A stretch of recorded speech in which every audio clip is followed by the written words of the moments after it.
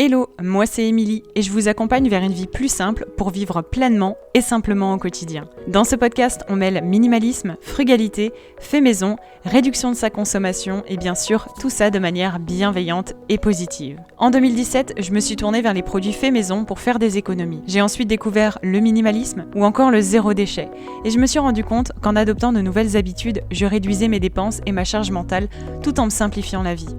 Aujourd'hui, j'accompagne les femmes actives dans la mise en place de leur quotidien plus simple, notamment grâce à mes accompagnements personnalisés ou encore au sein de mon programme La méthode simple. Avec ce podcast, je vous partage mes conseils et retours d'expérience pour que vous puissiez commencer à mettre en place un quotidien plus simple et qui vous correspond.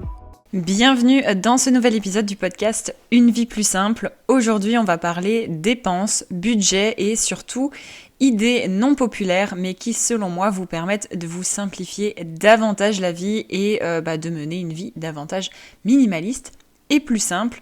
C'est parti, je ne vous fais pas attendre plus. Première idée non populaire et qui pourtant vous permet de vous simplifier la vie, c'est de ne pas faire les soldes, tout simplement, puisque les soldes, c'est une pratique qui pousse aux dépenses inutiles en utilisant l'excuse d'une réduction pour dépenser. Les soldes, ça demande aussi beaucoup de temps, parce que lorsqu'on calcule le temps passé à comparer les prix, à parcourir les différents rayons, que ce soit les rayons en ligne ou en magasin sur place.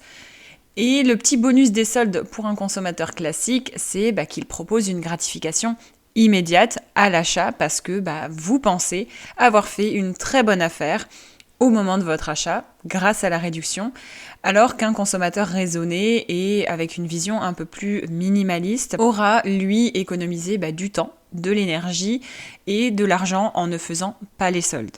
Bien sûr, il me semble quand même important de préciser que si vous avez besoin de quelque chose de précis et de prévu, comme une nouvelle paire de chaussures par exemple, pour remplacer une paire fatiguée, une veste d'hiver plus chaude que celle que vous possédez, ou encore des éléments qui demandent un certain investissement, comme de l'électroménager, un vêtement de qualité, de l'électronique, etc. Bien évidemment, dans ces cas-là, si vous trouvez l'article qui vous correspond, et qui en plus de ça est en réduction grâce aux soldes, ça serait vraiment dommage de ne pas en profiter. Le plus important à garder en tête, c'est de penser comme un minimaliste et du coup de ne pas consommer sans réfléchir et juste par l'attrait de la réduction, alors que techniquement on n'a pas besoin de ces différentes choses-là et qu'on n'économise réellement pas 30%, on dépense 70%. Deuxième idée non populaire, c'est de ne pas laver tous ses vêtements après les avoir portés une fois. Certains vont quitter d'ailleurs tout de suite l'épisode maintenant que je viens de faire cette annonce du deuxième point, mais pourtant c'est quelque chose qui est bénéfique à la fois pour soi, mais aussi pour ses vêtements et également pour son budget. Évidemment, je parle de vêtements de type pantalon, sweatshirt, t-shirt et non pas des vêtements comme des sous-vêtements ou des vêtements de sport pour lesquels il est quand même nécessaire de les passer à la lessive après les avoir portés une fois. Pour les vêtements, ça signifie moins d'usure, des vêtements du coup aussi plus durables, moins déformés par le temps, etc. Mais ce qui nous intéresse, c'est aussi les avantages pour nous, et ces avantages sont des avantages économiques, mais aussi écologiques, puisque quand on peut associer un peu les deux, c'est tout bénef. Et en faisant donc moins de lessive, vous allez faire des économies d'eau, premièrement, de lessive, donc du produit à lessive de manière générale, et de temps bien évidemment, puisque vous n'aurez pas à faire plus de lessive, ou en tout cas des lessives plus que nécessaire. Bien sûr, ça ne veut pas non plus dire de surcharger sa machine à laver juste pour pouvoir faire une lessive. Ça veut bien dire de ne pas faire tourner une lessive quasi vide parce qu'il faudrait absolument, par exemple, séparer les couleurs foncées, les couleurs vives, les blancs, etc. De manière générale, en plus de ne pas laver tous ses vêtements après les avoir portés une fois, il y a aussi l'idée que, à part quelques exceptions, la plupart du temps, mélanger les couleurs avec le blanc ou le foncé, ça ne pose pas de souci. Et si vous avez peur des dégorgements de couleurs, il existe aussi des petites lingettes jetables ou même réutilisables, si vous voulez rester dans cette vision-là, pour absorber les couleurs.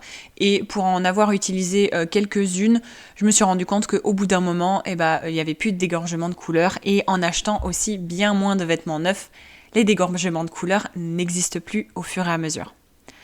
En plus de ça, pour redonner un coup de boost au linge blanc, pensez à faire une grosse lessive de linge à chaud avec de la lessive comprenant des agents blanchissants comme le percarbonate de soude et le tour est joué.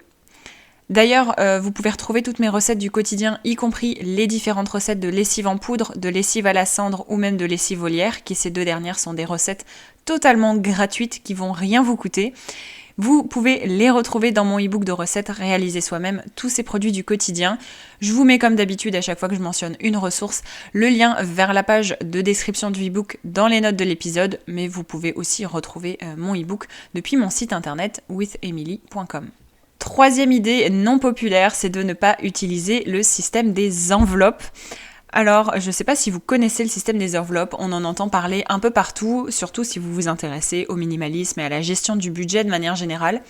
Mais personnellement, je ne trouve pas toujours qu'il s'agisse d'une bonne pratique.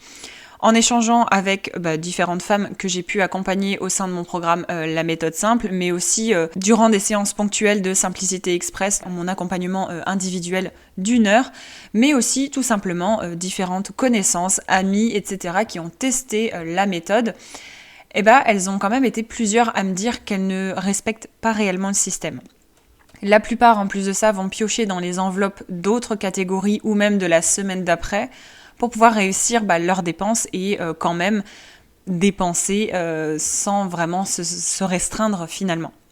Elle trouve aussi qu'avoir du liquide à disposition, donc des billets, ça donne envie de le dépenser parce qu'elle le voit devant elle dans leur système d'enveloppe. Alors que le principe veut que si vous n'avez pas tout dépensé dans votre catégorie pour la semaine, par exemple, vous pouvez rajouter le restant de la semaine ou du mois précédent dans l'enveloppe loisir ou même garder un peu d'épargne en mettant un peu moins pour les enveloppes de la semaine suivante dans les catégories où il vous restait des choses. Bref, c'est vraiment une pratique qui fonctionne très très bien pour certaines. Je vois vraiment des gens qui adorent ça, mais je trouve que c'est pas forcément la méthode qui est le modèle à adopter pour tout le monde.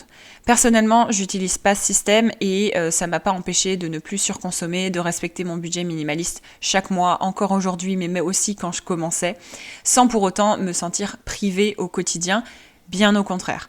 Donc pour vous dire que même si c'est un système qu'on voit partout, si ça ne fonctionne pas pour vous, c'est pas grave, il y a d'autres façons de le faire et c'est aussi une approche que j'amène au sein de mon programme La méthode simple parce que je sais que le système des enveloppes ne fonctionne pas pour toutes et c'est aussi pas mal de charge mentale à gérer de manière générale au quotidien et on n'a vraiment pas forcément le temps de se rajouter toujours ça, mais pour celles pour qui ça marche, tant mieux pour elles.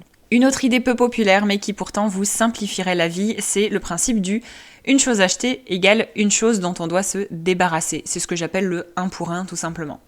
En tant que minimaliste, c'est vrai qu'il arrive bien évidemment d'acheter quand même de nouvelles choses. C'est simplement des choix qui sont réfléchis. Mais pour autant, le 1 pour 1, c'est une idée qui m'a beaucoup aidée à mes débuts, surtout lorsque je ne savais pas par où commencer et que j'utilise encore aujourd'hui et qui pourtant, vu de l'extérieur, semble toujours trop radical alors que quand on y pense, ça aide pas mal et ça permet de réfléchir aussi en amont. Ça simplifie selon moi tellement la vie puisque ça évite l'encombrement passif, donc de ne pas savoir quand est-ce que les choses rentrent chez nous.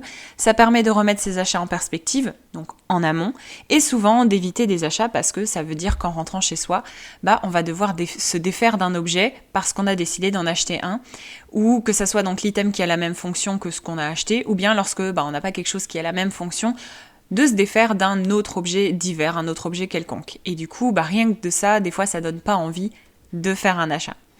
Pour vous donner un petit exemple personnel, dernièrement, j'ai trouvé un nouveau presse-agrumes plus compact, plus durable et plus simple à utiliser et qui surtout me prend bien moins de place et me simplifie la vie, c'est une meilleure utilisation.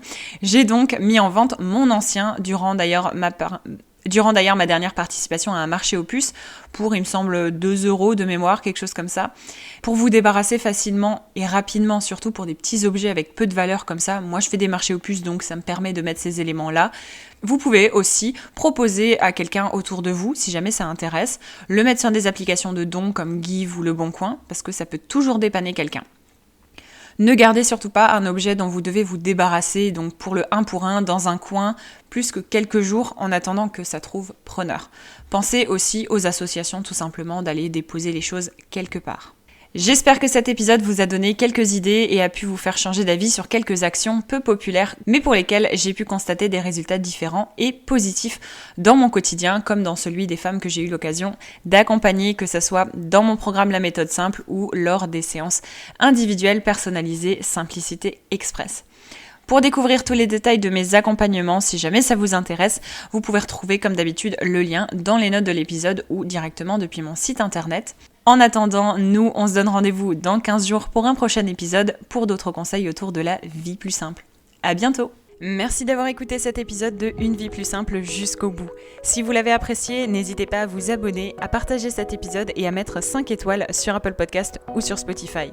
Retrouvez tous les liens vers les ressources et programmes mentionnés dans les détails de l'épisode.